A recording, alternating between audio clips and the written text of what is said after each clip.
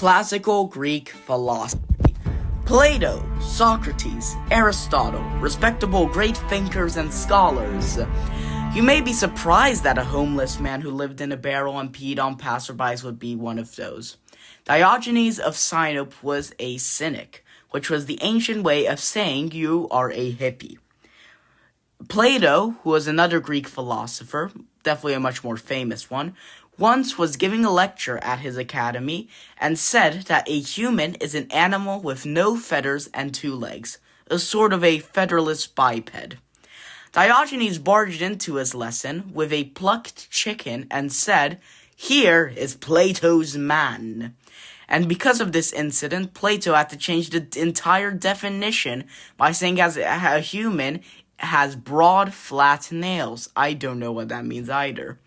He was quite a mad lad, as you'll see in these other stories.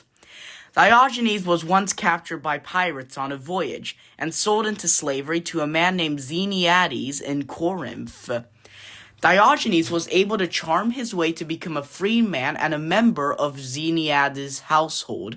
And while he was living in Corinth, in his barrel of course, he met Alexander the Great. Diogenes was relaxing in the sunlight when Alexander, who was a Diogenes fanboy, asked him if he can do anything for him.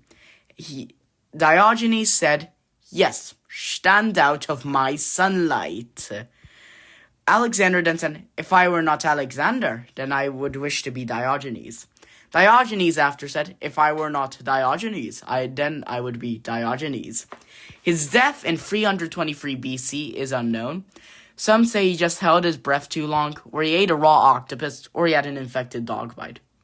We don't really know, but after his death, he requested his body would be put into nature and be ate by other animals. How romantic.